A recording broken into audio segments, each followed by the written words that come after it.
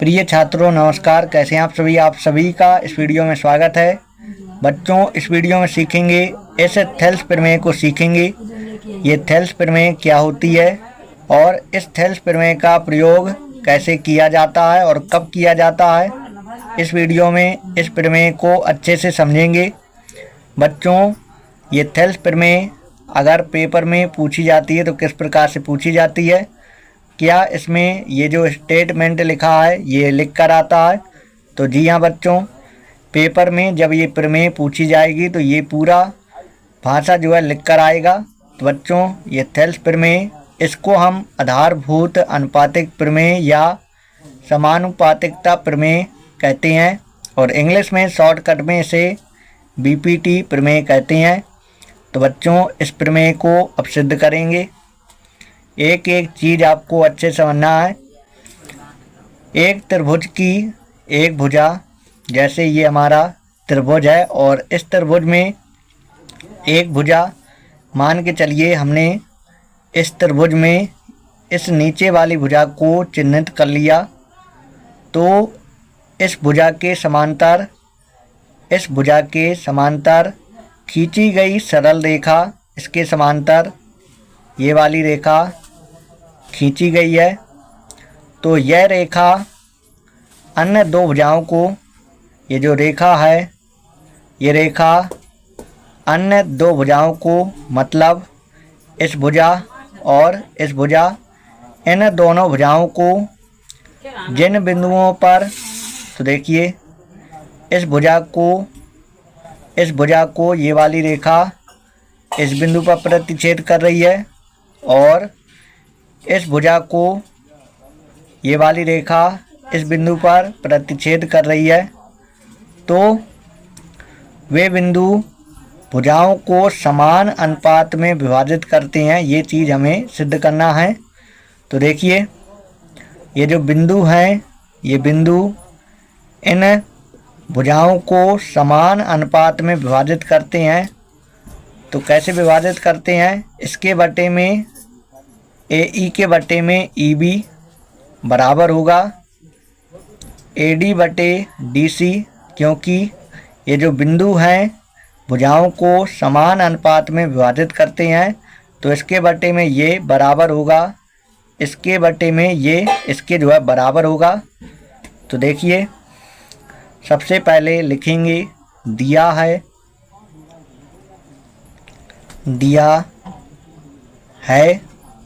तो इसमें दिया क्या है?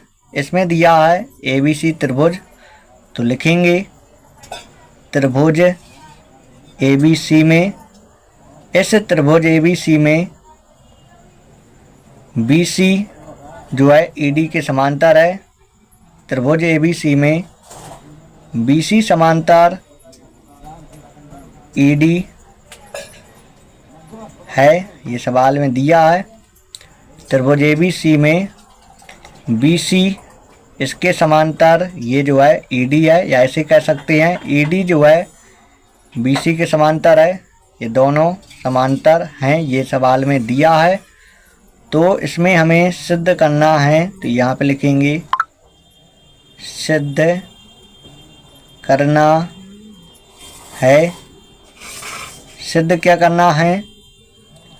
हमें सिद्ध करना है कि अगर इस भुजा के समांतर अगर रेखा खींची जाती है तो यह रेखा इसके ये जो अंतिम बिंदु हैं, तो अन्य दो भुजाओं को समान अनुपात में विभाजित करते हैं। हमें सिद्ध करना है AE के बटे में EB बराबर AD के बटे में DC, AD बटे में DC, ये बराबर होता है। ये हमें सिद्ध करना है। तो यहाँ पे समझिए इसके बटे में ये जो है कैसे आएगा, इसके बटे में ये जो है कैसे आएगा। तो यहाँ पे हम दो त्रिभुज लेंगे। और कौन से दो त्रिभुज लेंगे? तो सबसे पहले बी और डी को मिलाना है। जब प्रमेय हम सिद्ध करते हैं तो प्रमेय सिद्ध करने के लिए कुछ ना कुछ हमें अपने तरफ से रचना करना पड़ता है। तो यहाँ पे रचना करेंगे। तो यहाँ पे हमने क्या किया, यहाँ पे हमने बी और डी को मिलाया, बी डी को मिलाया, बी डी को मिलाया और मिलाने के बाद देखिए क्या करना है, इस डी से लंब खींच देना है। इस रेखा पर, ए बी रेखा पर लंब खींच देना है। तो यहाँ पे लिखना है, यहाँ पे एफ लिख देंगे क्योंकि अभी तक एफ नहीं लिखा है कहीं। तो ये जो हमने डी एफ खींचा है, डी एफ हमने लंब खींचा है किस रेखा पर, ए बी रेखा पर। तो यहाँ पे लिखा ए बी और ये हमने खींचा है। तो यहाँ पे लिखा खींचा, ठीक। डी एफ लंब ए बी हमने खींचा। तो देखिए इस त्रिभुज को लेना है, ठीक, और इस त्रिभुज को लेंगे। दोनों त्रिभुजों के क्षेत्रफल का अनुपात लिखेंगे। तो इसके बटे में ये जो आएगा, समझना कैसे आएगा, जैसे यहाँ पे लिखते हैं उपपत्ति सिद्ध कर रहे हैं। तो देखिए हमें ऊपर वाले त्रिभुज का क्षेत्रफल लिखना है, A D E, area of त्रिभुज, एरिया ऑफ त्रिभुज ए डी ई फिर बटे एरिया ऑफ त्रिभुज, बटे में लिखेंगे इस त्रिभुज का क्षेत्रफल, त्रिभुज ई डी बी।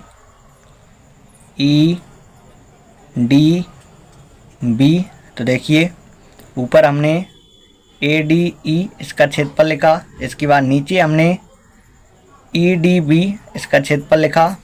और आपको पता होगा त्रिभुज के क्षेत्रफल का सूत्र क्या होता है, तो ये होता है 1/2 आधार। तो नीचे वाली भुजा आधार मानी जाएगी।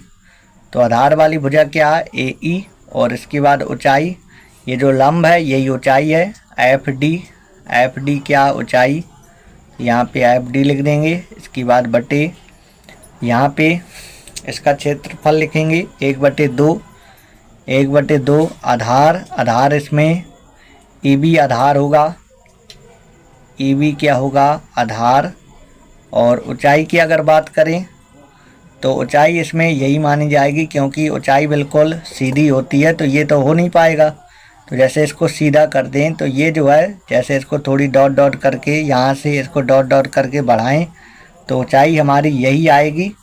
तो ऊंचाई की जगह यही लिखना है, एफ डी लिखना है। तो अब देखिए 1/2 ऊपर, 1/2 नीचे कट गया, एफ डी ऊपर और एफ डी नीचे कट गया। तो यहाँ पे ए ई बटे ई बी इतना जो है आ गया। तो देखिए हमने इसका ऊपर वाले क्षेत्रफल लिखा, इसके बाद नीचे वाले के क्षेत्रफल लिखा, दोनों का जो है अनुपात लिखा। तो इसके बट्टे में ये वाली भुजा आ गई, ए ई के बट्टे में ई बी जो है आ गई। तो यहाँ पे हमारा ये अनुपात मिल गया। तो इसे बना देंगे पहला समीकरण।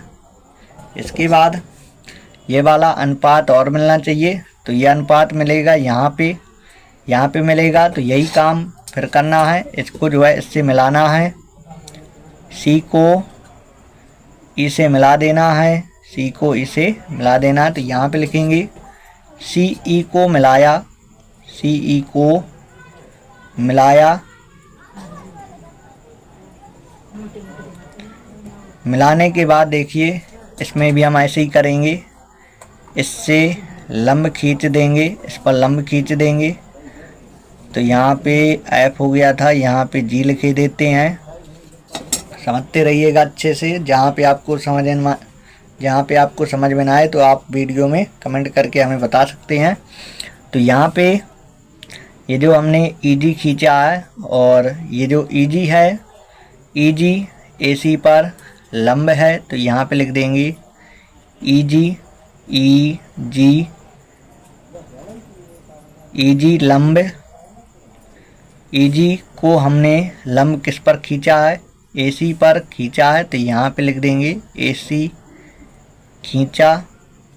तो इतना चीज़ आपको समझ में आ गया होगा। पहले हमने सी को ई से मिलाए, यहाँ पे गलती हो गई, यहाँ पे आप लोग लिख लीजिएगा सी ई को मिलाया, सी ई को मिलाया और सी ई को मिलाने के बाद क्या किया, ईजी हमने खींचा। और कैसे खींचा कि ये जो है लंब हो जाए किस रेखा पर, एसी रेखा पर लंब हो जाए। तो लंब हो जाएगी तो बात बन जाएगी, क्योंकि त्रिभुज के क्षेत्रफल का सूत्र होता है 1/2 आधार गुणे ऊंचाई।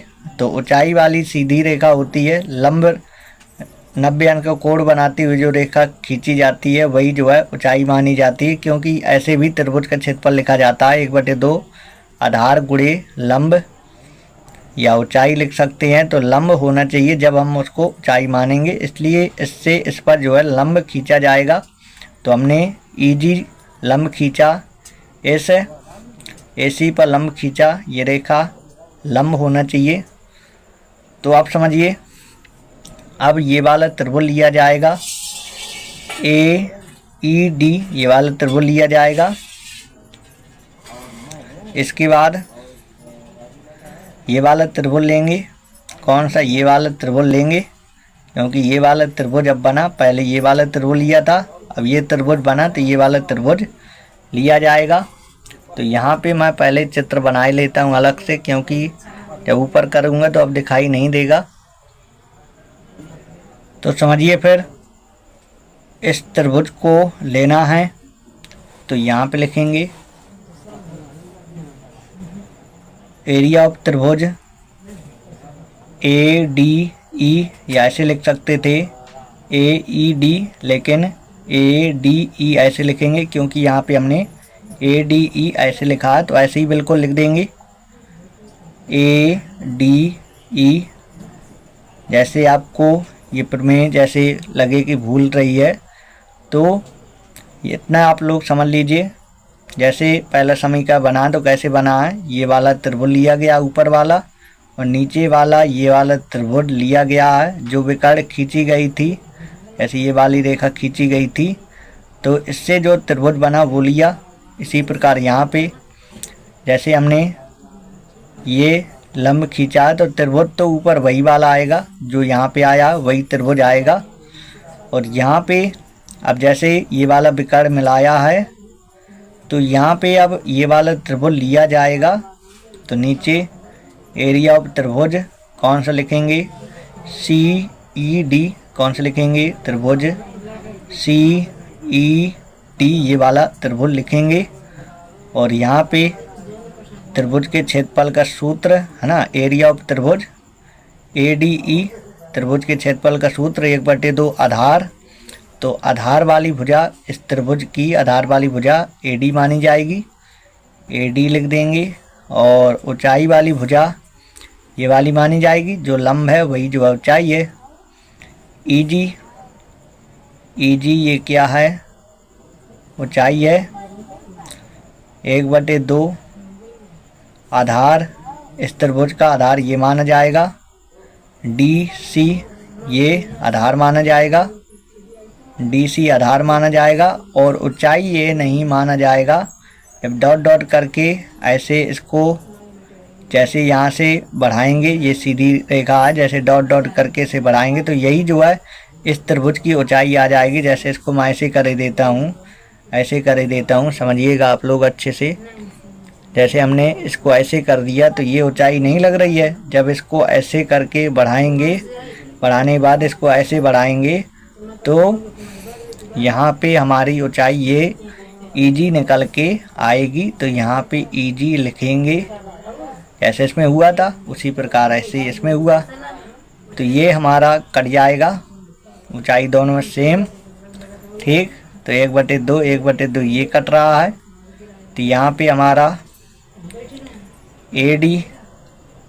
AD बटे DC आया, AD बटे DC इतना आया। बना दिया हमने इसे समीकरण दूसरा।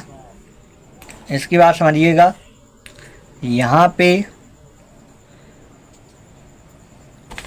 पे अगर देखा जाए जो हमें सिद्ध करना है तो वो चीज़ जो है आ चुका है। ये इसके बराबर हो सकता है, कब हो सकता है, जब इस तरफ का बराबर होगा। जब ही इस तरफ का बराबर होगा तो देखिए यहाँ पे त्रिभुज ADE लिखा है, तो ऊपर तो यही है त्रिभुज, लेकिन नीचे वाला चेंज है। यहाँ पे EDB लिखा है और यहाँ पे CED लिखा है। यहाँ पे हमारा ये वाला त्रिभुज है और फिर दूसरे समीकरण में ये वाला त्रिभुज है। समीकरण 1 में ये वाला त्रिभुज और समीकरण 2 में ये वाला त्रिभुज। तो ये नीचे वाला सेम, यही नीचे वाला सेम नहीं है। अगर इन त्रिभुजों का क्षेत्रफल अगर हमारा समान हो जाए तो बात हो जाएगी, दोनों जगह एक ही त्रिभुज का क्षेत्रफल आ जाएगा। जब इस तरफ का बराबर होगा तो इस तरफ का भी बराबर होगा, तो सिद्ध हो जाएगा। तो देखिए समझिएगा, आपने कक्षा 9 में प्रमेय पढ़ी होगी। जैसे दो समांतर रेखाएं होती हैं, ठीक, जैसे ये दो समांतर रेखाएं हैं और समांतर रेखाओं में जैसे इसको आधार मान लीजिए, इस वाली भुजा में ये वाला त्रिभुज बना है और इसी वाली भुजा में ये वाला त्रिभुज बना है। तो एक ही आधार समांतर रेखाओं के बीच, एक ही आधार में बनने वाले त्रिभुजों का क्षेत्रफल क्या होता है? समान होता है। ये आपने जो है प्रमेय पढ़ी होगी। तो देखिए लिखेंगे, एक ही आधार समांतर रेखाओं के बीच बनने वाले त्रिभुजों का क्षेत्रफल क्या होता है? समान होता है। यहाँ पे लिखेंगे एक ही आधार, एक ही आधार, एक ही आधार समांतर, एक ही आधार समांतर रेखाओं, एक ही आधार, एक ही आधार और समांतर रेखाओं के बीच, समांतर रेखाओं, समांतर रेखाओं के बीच बनने वाले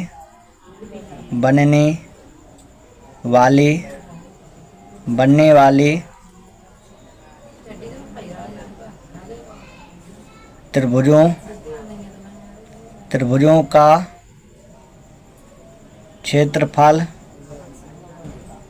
त्रिभुजों का क्षेत्रफल समान होता है। एक ही आधार समांतर रेखाओं के बीच बनने वाले त्रिभुजों का क्षेत्रफल समान होता है। तो देखिएगा, तो यहाँ पे हम दोनों का क्षेत्रफल बराबर लिख देंगे। तो लिख देंगे एरिया ऑफ त्रिभुज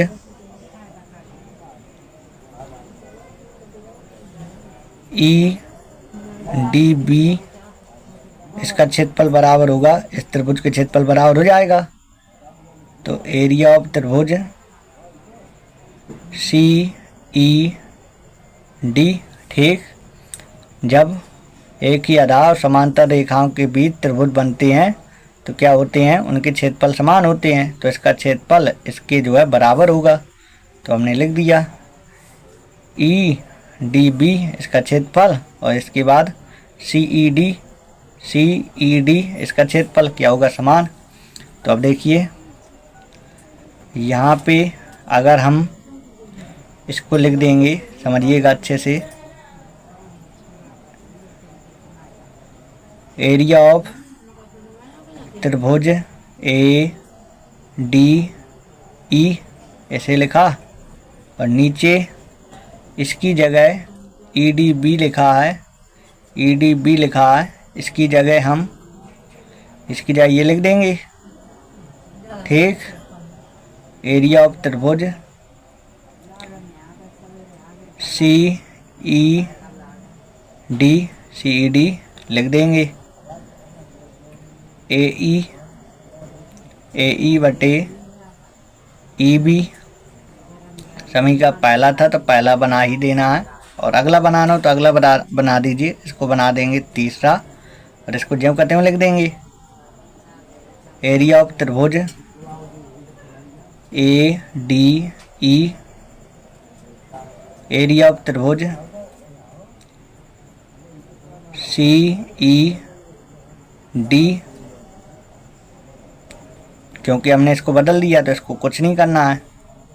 एडी बटे क्या लिख देंगे, डीसी, एडी बटे डीसी। तो देखिए इस तरफ का बराबर है तो इस तरफ का भी हमारा जो है बराबर होगा। तो यहाँ पे लिखेंगे समीकरण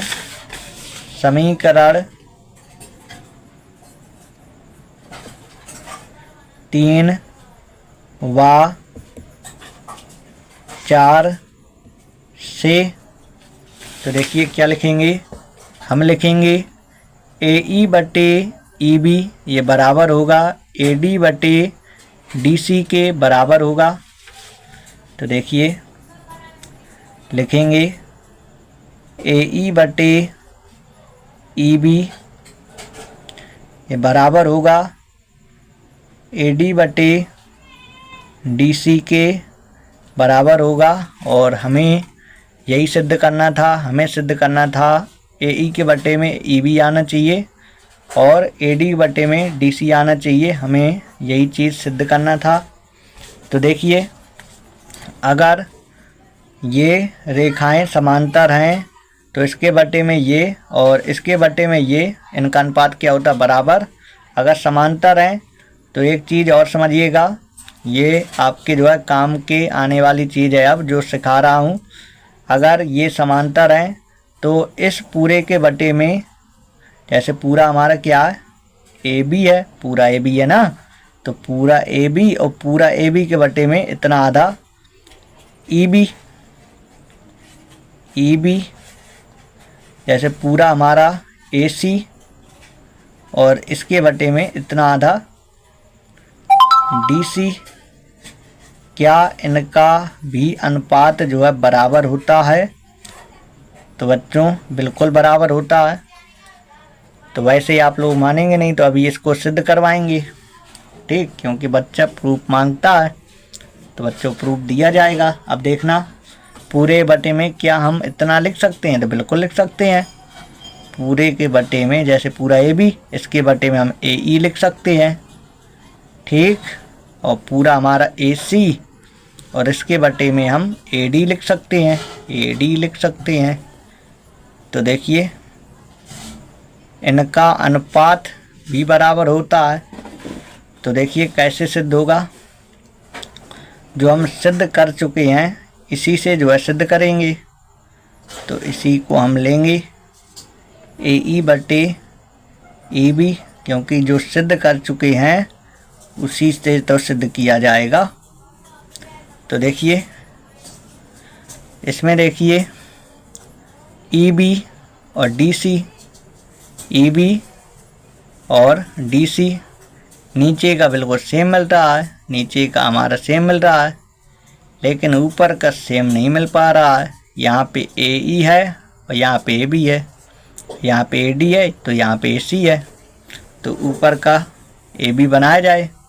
तो देखना यहाँ पे चित्र को रखते हैं तो समझना अब इस चित्र में, अगर ए ई ऊपर लिखा है, देखना अच्छे से, ए ई और ई बी नीचे लिखा है, ए ई ऊपर है, ठीक, और ई बी नीचे है, मतलब ए ई ये ऊपर और ई बी ये नीचे।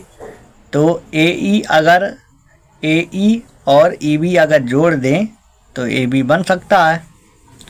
तो मतलब, और यहाँ पे समझिएगा ए डी में अगर डी सी जोड़ दें, अगर ऊपर वाले नीचे वाला जोड़ दें तो पूरा जो है ए सी आ जाएगा। तो यहाँ पे ए सी लाना, यहाँ पे ए बी लाना, मतलब नीचे वाला जोड़ना ऊपर वाले में, तो बात हो जाएगी, बात हमारी जो है बन जाएगी, जो हमें सिद्ध करना सिद्ध हो जाएगा।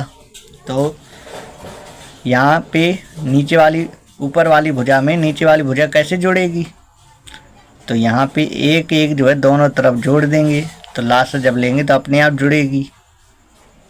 एक यहाँ पे जोड़ देना है AD बटे DC, एक यहाँ जोड़ देना है तो बटे में 1 लिखना है और EB आ जाएगा लासा, तो यहाँ पे AE और यहाँ पे EB, इसके बटे में 1 DC लासा, तो यहाँ पे AD और यहाँ पे DC, ऐसे जो है जुड़ जाएगा, लासा लेकर जुड़ेगा। अब देखना AE में EB जोड़ देंगे तो AB आ जाएगा, फटाक दाम हमारा जो है AB आ गया। फिर इसके बाद नीचे EB, AD में DC जोड़ दें, AD में DC जोड़ दें तो क्या आ जाएगा AC आ जाएगा, नीचे DC। तो देख लीजिए हमारा आया AB बटे EB और AC बटे यहाँ पे DC पूरा आ गया। इसके बाद अब ये लाना है। तो देखिए जो हम सिद्ध कर चुके हैं AE बटे EB और AD बटे DC, ये सिद्ध कर चुके हैं। तो इसी से ये सिद्ध होगा। तो देखिए क्या क्या चीज़ें हैं इसमें जो यहाँ पे हमारा नीचे लिखा है AE और AD, नीचे वाला जो पूरा है, तो यहाँ पे जैसे EB और DC ये वाला नहीं आ रहा, मतलब नीचे वाले को बदलना है। जिसको बदलना होता है उसे लिखा जाता है ऊपर, याद रखिएगा। तो पलट देंगे, पहले हम इसको पलट देंगे, इसको ऊपर कर देंगे और इसे कर देंगे नीचे। इसी प्रकार यहाँ पे करेंगे, DC को ऊपर कर देंगे और AD को नीचे कर देंगे, क्योंकि हमें इस नीचे वाले को बदलना है। ऊपर वाला तो है हमारा सिद्ध करने में, लेकिन नीचे वाला नहीं है, तो नीचे वाले को बदलना है, तो नीचे वाले को ऊपर भेजा जाएगा। तो पलट दिया मैंने। तो अब देखिए AB आना चाहिए, AE तो है, AB आना चाहिए। तो AB कैसे आ सकता है AB?